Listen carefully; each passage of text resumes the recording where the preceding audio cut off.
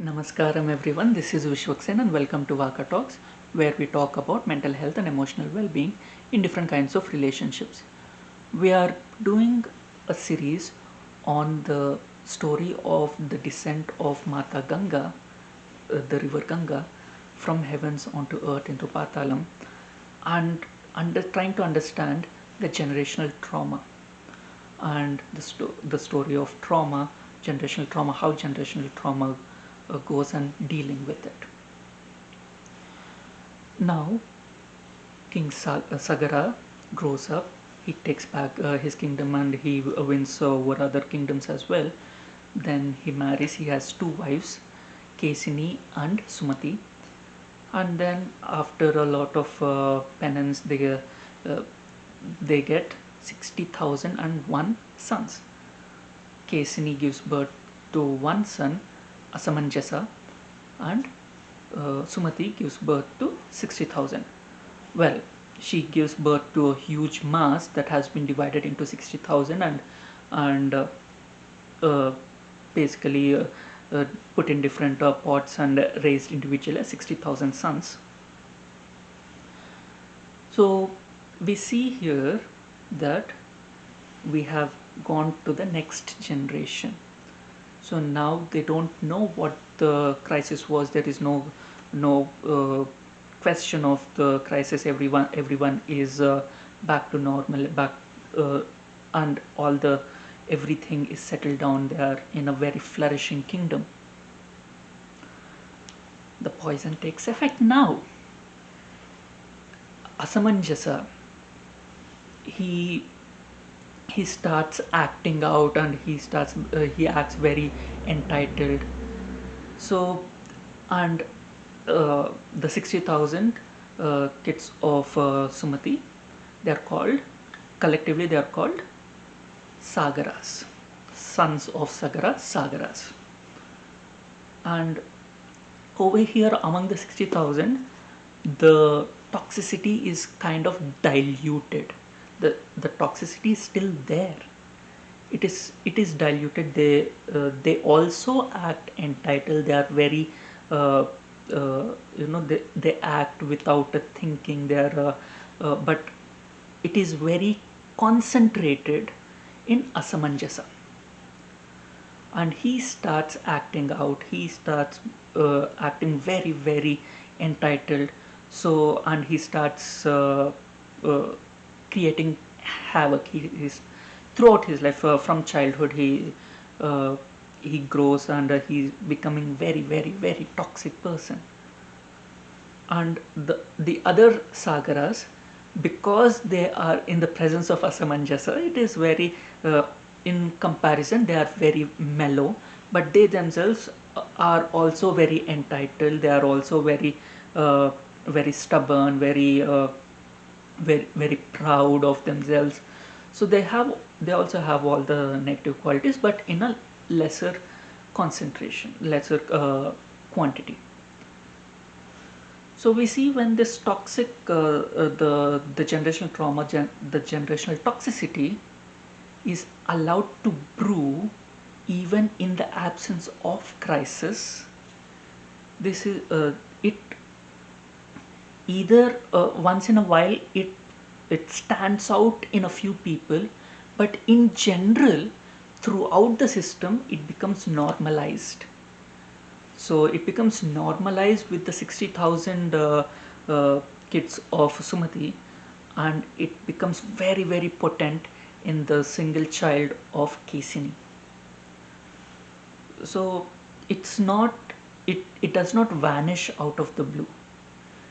And because there have not been uh,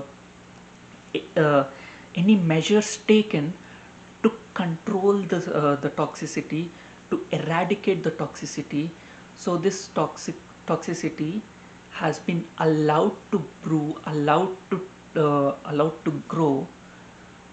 And some people, in a lot of cases, it is there in a diluted form, and we don't see it because it has been heavily normalized. So a lot of cases it has been normalized. Any situation, so uh, even any toxic behavior, in whether be it in corporate, whether be it in personal life, whether be it in society, this toxicity becomes very normalized. So we have the parda system that has been established because of this particular invasions happening.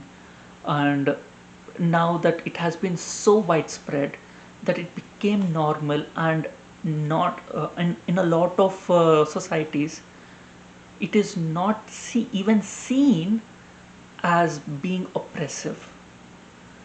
It is not seen because it and once in a while there will be an asamanjasa who acts up, who becomes very toxic and starts traumatizing people around them, and traumatizing kids and women and everyone around them. There has been a general normalization of toxicity, and there will be small uprisings, there will be uh, uh, small upshoots that are heavily toxic because of the normalization of the toxic environment. And this is very clear when we try to look at it from a view where we remove ourselves from the system. When we look at it from an external point of view, when we are able to disassociate ourselves from the system, the same thing Krishna says, don't attach yourself to anything.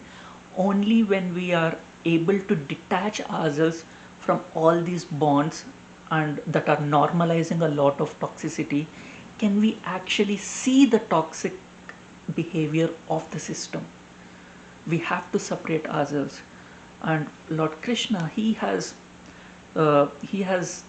disassociated himself from this samsara, from this life, from this world, and he is not bound by uh, any of its pitfalls, any of its attractions.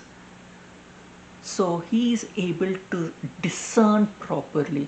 The same thing, there is a general normalization of toxicity, and once in a while there is an uprising of an accumulated or concentrated toxic behavior.